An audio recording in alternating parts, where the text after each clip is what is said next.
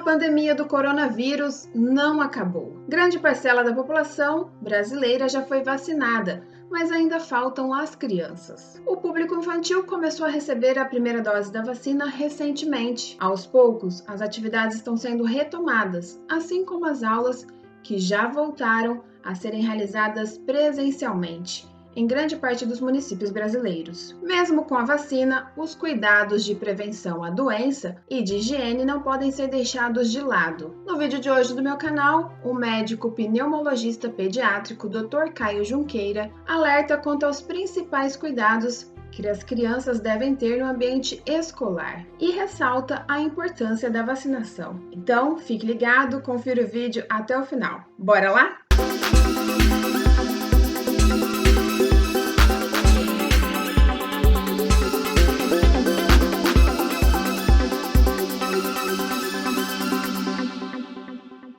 Pandemia, um pouco mais de 1 ano e meio de pandemia, caminhando aí para 2 anos. Graças a Deus a vacina chegou.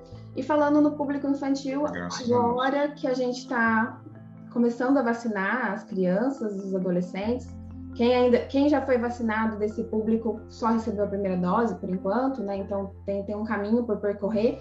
E também tem a questão de que as crianças, segundo os dados, se tem a doença, acaba manifestando a forma mais branda, né? Então, dentro desse cenário, doutor, minha pergunta seria, a primeira seria, como que está o contágio entre as crianças e quais os principais cuidados os pais precisam ter e alertar seus filhos, né? Porque é difícil, porque a gente consegue ter o controle dentro de casa, né? Entre aspas também, mas agora também voltando para a escola e tudo mais. Até eu costumo falar que às vezes é até uma covardia a gente falar que o Covid não pegou tanto as crianças, né? Porque a gente falando no sentido de doença física, acaba que realmente foi um pouco poupado, foi um pouco mais brando nas crianças.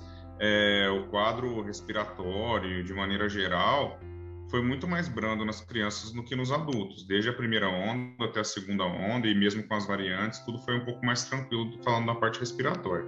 Alguns raros casos tiveram uma inflamação disseminada, né? Era chamado síndrome inflamatória multissistêmica pós-Covid, que esse era o quadro mais grave que era desenvolvido nas crianças, que era um quadro de muita inflamação, né? Então, que às vezes acontecia até após o Covid, ou quase na hora que estava assim, já melhorando, ou às vezes o pessoal já tinha até achado que já tinha melhorado do Covid e vinha essa inflamação, porque é como se o corpo estivesse brigando com ele próprio, né? Tentando atacar ele próprio. Então, tivemos alguns casos aqui em Barretos, tivemos alguns casos no Brasil.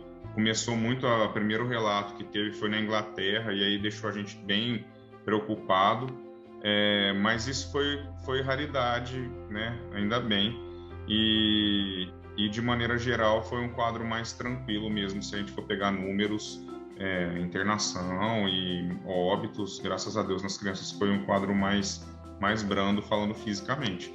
Psicologicamente a gente teve muitos outros fatores, né? Desde da escola, o isolamento social, que para a criança que está se desenvolvendo, se alfabetizando, tivemos prejuízos aí considerados grandes. Mas graças a Deus está voltando à escola, voltando às atividades, voltando ao convívio das crianças, e isso é algo bom. Sobre a questão da vacina, a gente tem por enquanto, né, só as crianças acima de 12 anos que estão sendo vacinadas, porque a gente ainda não teve a liberação, né, da Anvisa para vacinar criança um pouquinho menor, mas isso já é algo bom. A gente tinha pesquisas já, estudos falando que quando a gente vacinasse a população adulta, a gente já conseguiria diminuir muito a transmissibilidade, né? E isso também ajudaria na parte das crianças, porque as crianças elas têm um receptor a menos, vamos dizer assim, não a menos de não ter o receptor, tipo, ele em número ele é menor em crianças, que é onde o Covid, o vírus do Covid, ele liga no pulmão ali, onde tem muita replicação. Então, isso foi algo que acredito-se que foi um dos responsáveis por não ter quadros graves e a transmissão entre crianças ser algo um pouquinho menor. E aí, o que a gente está vendo que as aulas voltaram, né?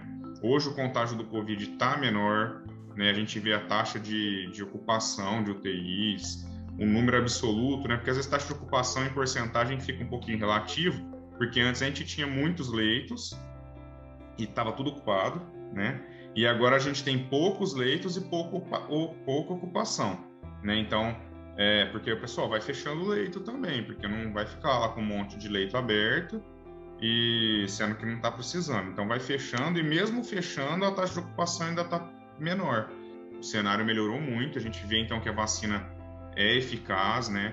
Tem muita gente que fala sobre uma vacina ser melhor do que a outra, e eu acho que assim, logicamente tem vacina que é um pouquinho melhor do que a outra, só que eu acho que todas as vacinas fizeram o papel que estava se esperando delas, que era diminuir o número de óbitos, diminuir taxa de transmissibilidade e diminuir o número de internações.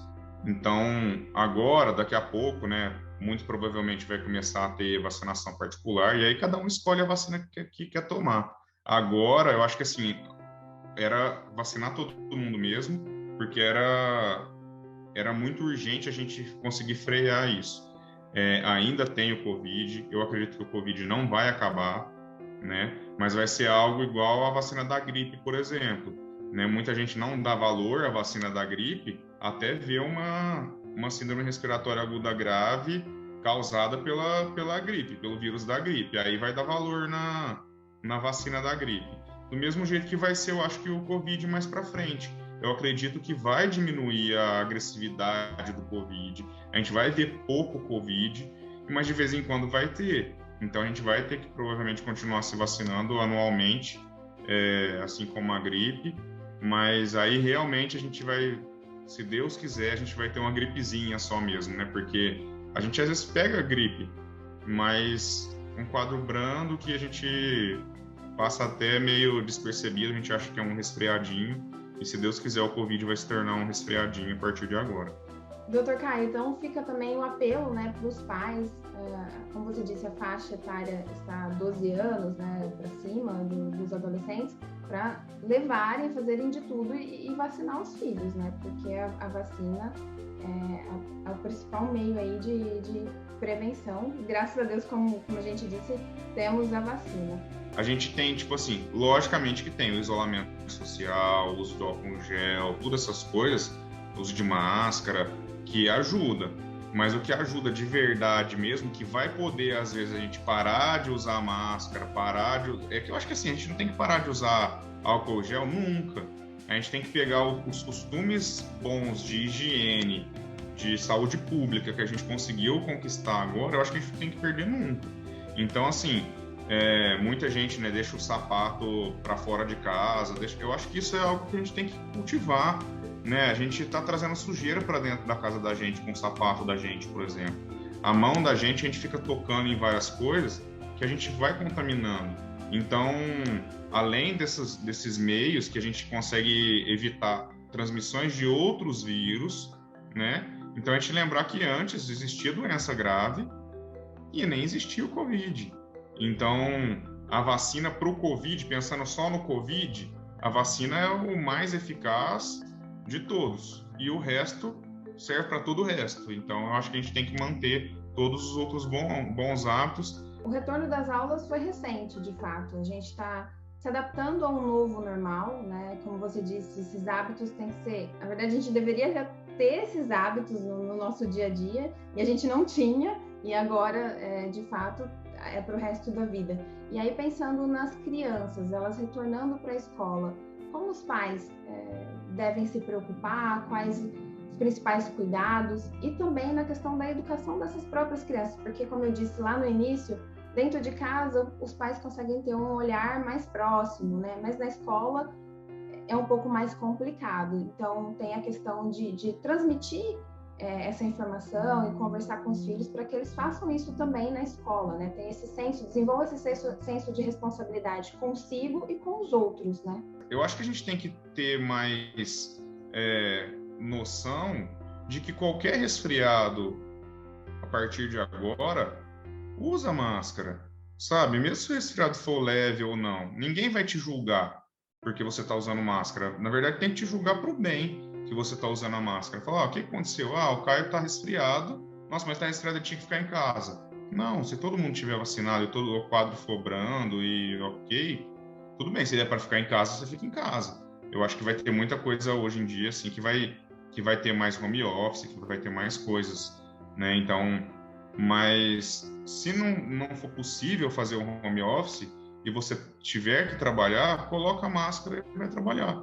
Então, eu acho que assim, parar de usar máscara, né? Eu acho que a gente não vai parar de usar máscara nunca, ou a gente não deveria parar de usar máscara nunca. A gente vai, pelo menos, né? A intenção desse nunca não é que eu vou sair todos os dias de máscara, mas todas as vezes que eu tiver resfriado, eu vou usar máscara. Provavelmente eu não vou testar para saber se é Covid, se é H1N1, se é qualquer outro resfriado. Mas a minha parte eu vou estar fazendo para não transmitir para outras pessoas. Então eu acho que a gente colocando isso na cabeça das crianças e dando exemplo, a gente consegue ter algo melhor, né? Um controle melhor. Então, parte da gente ser o exemplo e ensinar isso para as crianças. Eu acho que esse que é o grande caminho mesmo. Coisas que a gente não deveria fazer nunca e a gente acabava fazendo, a gente é brasileiro, né? E o brasileiro é caloroso, né? Então a gente compartilha muita coisa. A gente, sabe, tem muito vírus, né? Bronquiolite é uma das principais causas de internação em criança menor de 1 ano, por exemplo. Ela tem nada a ver com Covid, são outros vírus respiratórios. O vírus essencial respiratório, que é o grande campeão da bronquiolite, e ele passa por contato. Então, assim, superfícies sempre bem higienizadas, não ficar passando coisas um para o outro, né? Emprestar tanta coisa um para o outro, ficar botando a mão coisa um para o outro. E quando você estiver resfriado, ou não mandar a criança para a escola, ou mandar a criança para a escola de máscara e com consciência de que está resfriada, eu não posso contaminar outras pessoas. Eu falei, eu acho que para o futuro essa criança resfriada vai para a escola, mas vai de máscara. Aí eu pegar o outro colega, por que você está usando máscara? Porque eu estou resfriado. Pronto, se isso virar algo que está implícito em todo mundo, eu acho que é o grande freio que a gente pode fazer, né? Evitar contatos exagerados, não ficando frio, né? Porque a gente não precisa do contato para ser humano, para ter compaixão, para ter tudo. A gente pode, vamos falar assim, não precisa ficar colocando a mão em tudo. Lógico que a gente está até sentindo falta, né, do aperto de mão, sentindo falta do abraço. Muito paciente chega no consultório e você não sabe como cumprimenta o paciente, né? Então parece que você está sendo mal educado, parece que você não quer dar a mão para o paciente. Não é. Todo mundo fica um pouquinho assim. Então, assim, eu acho que a gente vai mudar um pouquinho a nossa cultura e eu acho que, de maneira geral, no cuidado das crianças na escola, é consciência mesmo, né? E a questão dos pais é ter essa consciência de ou não manda para a escola resfriado, ou manda para a escola com os cuidados, explicando para a criança o motivo que no momento ela não está podendo ter tanto contato, ou que não deve compartilhar uma chupeta, uma mamadeira ou qualquer outra coisa com outras crianças, né? Que isso não deve ser feito hora nenhuma, independente de Covid ou de qualquer outro vírus. Em que momento os pais devem procurar o médico, ajuda médica? Sempre que tiver dúvida e que a criança estiver diferente do habitual, e nada melhor do que o pai e a mãe para saber se a criança está diferente do habitual ou não, e por isso a gente tem que valorizar a queixa da mãe, né? Então ela pode falar, olha, meu filho ele não está comendo nada, meu filho, sei lá, alguma coisa que fala. Mas se ela está falando que a criança está diferente, eu acho que a gente tem que valorizar, né? As mães sabem como as crianças estão. De maneira geral, procurar atendimento médico, a gente pode, né, sempre higienizar nariz, fazer todas as coisas no momento que começou um resfriadinho, ok, às vezes vai melhorar. Quando que é primordial procurar atendimento médico? Quando tem desconforto respiratório, ou o principal, na verdade, é o desconforto respiratório. Uma febre que não passa de jeito nenhum, né? com o uso de antitérmico e não passa, e já está ali com 1, 2 dias com a febre que não melhora, que um desconforto respiratório que não melhora, uma tosse que acorda a criança de madrugada, por exemplo, que não deixa a criança fazer nenhuma atividade. Esses motivos a gente tem que procurar atendimento médico, né? Muitas vezes a gente acaba que vai tratar os sintomas, porque um quadro viral, a gente vê até o Covid mesmo, né, que teve tanta essa polêmica do tratamento precoce, de não sei o quê, de não ter um tratamento efetivo. Muitas doenças virais realmente às vezes não tem um tratamento efetivo, mas a gente consegue ficar de olho nos sinais de alarme, né? Então, que esse que é o grande momento de procurar atendimento. Uma febre alta, ali acima de 38,5, 39 graus, que não melhora com antitérmico, criança que está gemendo, que está acordando, que não consegue desenvolver atividade nenhuma e que tem desconforto respiratório. Eu acho que esses são os principais sintomas, pensando do ponto de vista respiratório, que tem que levar uma criança a procurar atendimento médico. Então fica aí o alerta, né? É bom a gente ter essa clareza. Dr. Caio, muito obrigada pela entrevista e por compartilhar informações e orientações tão importantes. Bom, eu fico por aqui. Não se esqueça de deixar o seu like e enviar esse vídeo para os papais e mamães que você conhece. Assim, esse conteúdo pode chegar a mais pessoas de maneira a auxiliá-las. Eu te encontro no próximo vídeo. Tchau, tchau!